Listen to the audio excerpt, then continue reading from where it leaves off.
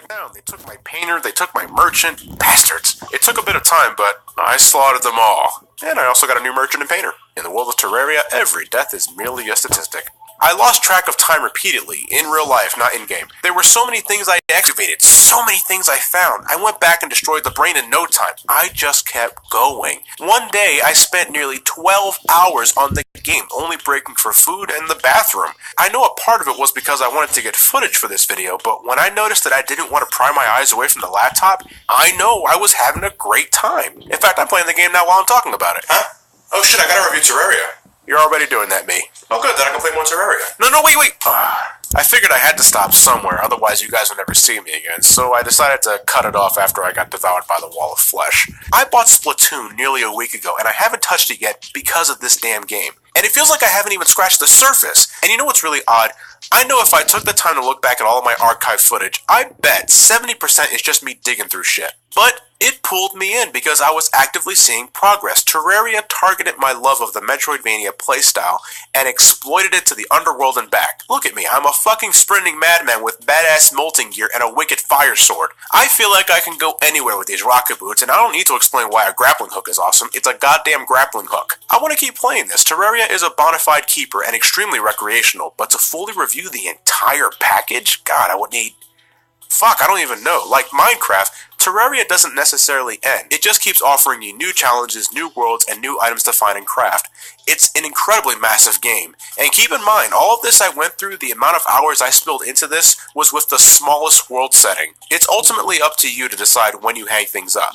It's a good thing for me I'm not obligated to fully complete a game for a review. That's what this guy is all about, and I love him for it. I don't know, maybe I could start a playthrough of this. Would you guys be down for that? I haven't touched the multiplayer aspect of this yet, so maybe I could start doing that with fellow Terraria players. Who knows? But as someone who was very unsure about how to feel about approaching Terraria, as someone who didn't get pulled into the Minecraft buzz, Terraria is a feverishly addictive sandbox adventure game at such a steal of a price, $10.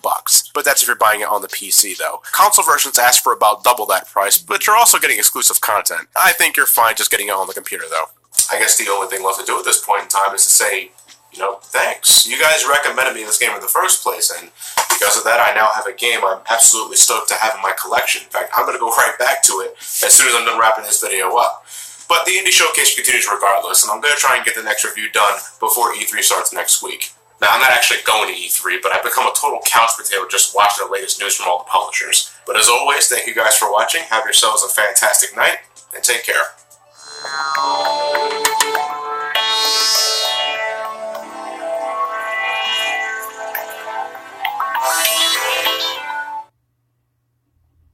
Well, I tried to get the next video out before E3, but I ended up catching that dreaded E3.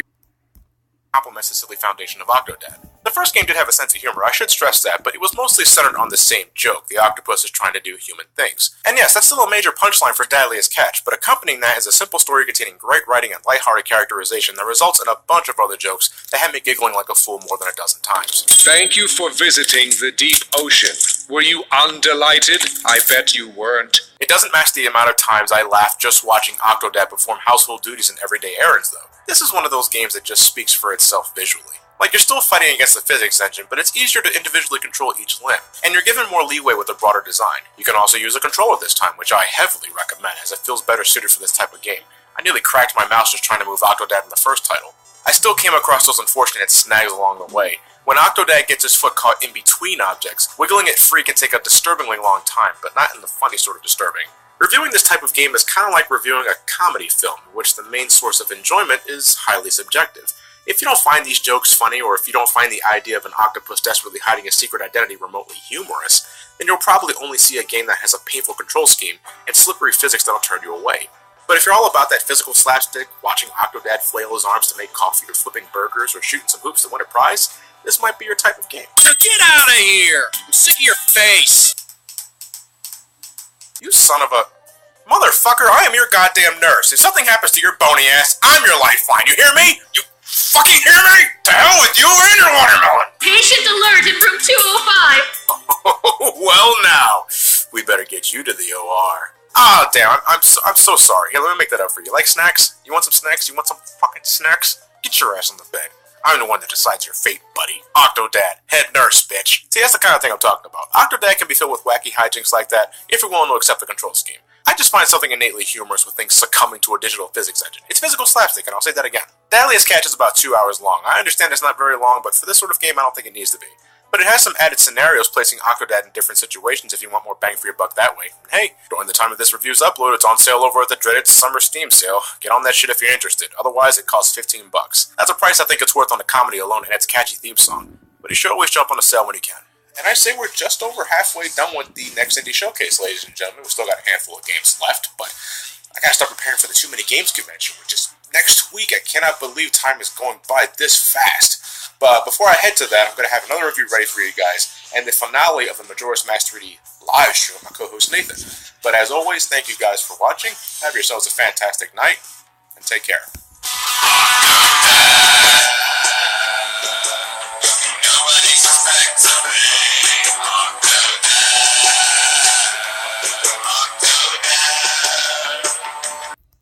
But the huge number of options always gave me something for the occasion. Trace is equipped for the job, and eventually he can move like he owns the place. With the passcode system you later find, you can even give him a Justin Bailey One Piece. You're welcome, Internet. That said, the very world you travel in is probably my biggest complaint. Axiom Verge heavily borrows from Metroid, and I don't just mean the series as a whole, but rather the original Metroid, the NES game. Environments are colorful, and the graphical style is a nice little throwback to the old days, but this time the throwback unfortunately comes with some of its faults. Things start to look familiar after a while, and the copy-paste design gets almost as bad as the original Metroid. You really notice that in those secret glitch areas. Axiom Verge by default is already better than the original Metroid on how it handles progression because it sports an actual map feature, and that works just fine. But you know what I miss here? Warp points. Something to teleport me from one major area to the next. A feature common in modern Castlevania titles to keep the pace up. The best thing this game has for that is this giant head acting like a glorified train to those areas. It's better than nothing for sure, but without quick jumps you're in for the long haul across areas you've already visited a bunch of times, and at some point that was the standard for Metroidvanias, I understand. But since then, I've played a bunch of others that streamline progression without losing its sense of exploration or fun for that matter.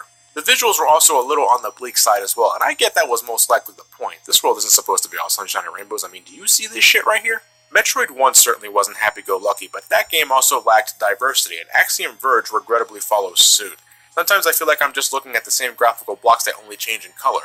It's organic in some places, I love how bizarre this place looks, but there's not enough of this to keep me interested. I didn't think an unknown world of mysterious and bizarre architecture could feel so sterile. I feel I've played better Metroidvanias for cheaper cost to boot, but Axiom Verge isn't bad on its own, and I think that really means something when only one guy made the whole damn thing. Again, the weapons were the highlight for me. It's remarkably fun just blasting the shit out of things with all the new tools you can use, and it does help mitigate the tiresome tricks through each of the different worlds. Just not enough in this case. I'm sure this is something I'll revisit later, and maybe then I'll find something else to enjoy that I didn't see before. I have my share of games I didn't think much of at first, but ended up loving them in the long run. Honestly, you never know with this sort of genre. I guess it's one of the reasons why I like it so much. But, as I leave one Metroidvania, another one waves hi to me in the distance. Some of you have waited long enough, so I'm happy to say that next time I'm looking at the Shantae series. Rejoice, fellow Shantae fans! But I can't guarantee that video will be ready by next week for two reasons. One, Arkham Knight. That game is out now at the point of this upload. I just don't want to get my Batman fix. I need to get my Batman fix. I'll be sure to review that game soon afterwards as well. And two, Too Many Games. That's this weekend, so I hope a lot of you guys are coming over for that. And don't forget, on the 27th, I have my own panel at 2:30 p.m. Eastern Standard Time. So you got questions, bring your ass over and ask them there. In the meantime, and as always, thank you guys for watching. Have yourselves a fantastic night, and take care.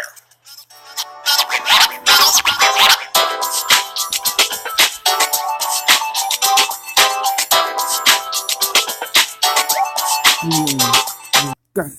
The Zelda franchise, it's about finding a specific tool, namely the pirate equipment, and using it to finish the dungeon and defeat the boss. It follows this groundwork from start to finish, adding more and more layers of complexity as you discover more equipment.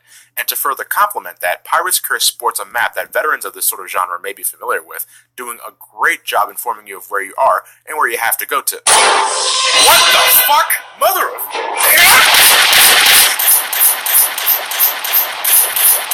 What is this? Slicers just feel like moving on to other games now, huh? The hell, man? Next you're gonna tell me that there are Metroids and fucking Kirby. Sub-weapons are back to single-use items, which bums me out, but enemies are prone to dropping items and health pickups instead of just cash.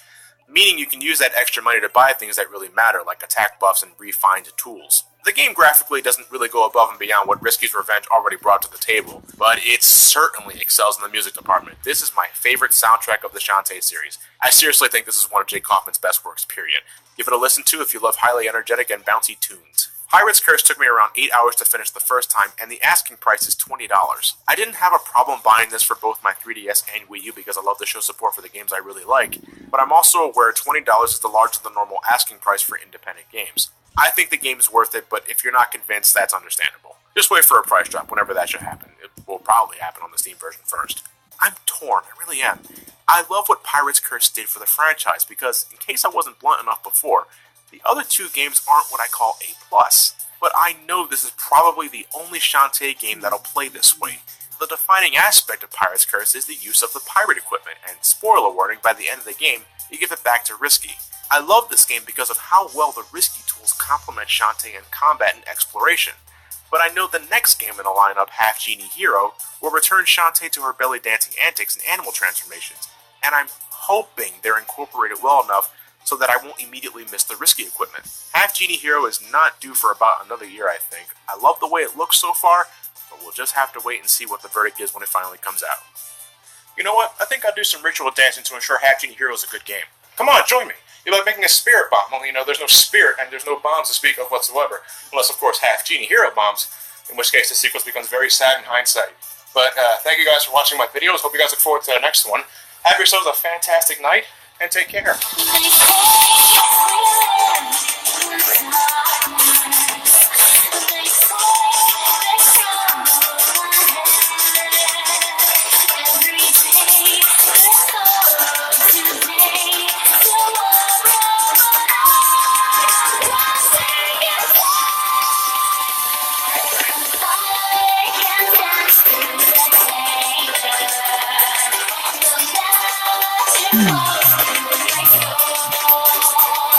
Absolute shit. Every time I finish up with one person, I send them away and then... Son of a bitch, that fucking sucks, and that's money I'm not earning. I'm sort of ashamed to say I had to activate the easy mode just to continue on. You're guaranteed $20 at the end of the day, so that going into debt is harder to do, as long as you don't mess up an obnoxious amount of times. So I'm an immigration inspector with a daily allowance from his mom. Hey, times are hard, man, as is this game. I'm tempted to say that Papers, Please isn't a video game. It feels like an honest-to-God job, and on occasion the monotony of the single-screen gameplay is broken when story elements kick in. It could be a terrorist attack, a secret organization wanting your cooperation on a task, or this goofball who keeps trying to cross a checkpoint without proper documentation. When events like these occur, I'm engaged. It's interesting to see how Papers, Please can place you in high-stress situations and take note on how you emotionally respond to that. Like when I was able to detain an asshole that secretly ran a brothel after a distressed woman pleaded for my assistance. That's cool to feel, that's immersive. But I have to do these increasingly mundane duties just to get to that, and that's immersive too, but that's boring. I couldn't go on after about 20-something in-game days of this stuff. It's always you, your workstation, this static screen, and the next person in line. It's what you're doing for most of your stay, and I don't feel this is riveting enough for what's considered a puzzle game. It's $10 on Steam. If you're interested, you know where to find it. Papers, Please isn't my type of game, but it may or may not tickle your fancy. I want to say there's 2 titles left for the Indie Showcase, but it's technically 3. The next time I come back, it's with Hotline Miami. But there's 2 games, so I might as well look at both of them. And don't worry, this is not one of those I'm splitting both games up into 2 separate videos. No, I'm looking at them both for next time, and then to end the marathon, I'm looking at AVGN Adventures. So as always, thank you guys for watching. Have yourselves a fantastic night, and take care. Hey guys, in case you haven't heard yet, I recently made a guest appearance over at the Completionist channel. We dig into Sonic the Hedgehog 2, and I had a lot of fun with that one. So check out his channel when you get the chance and show him some love. He's an awesome guy.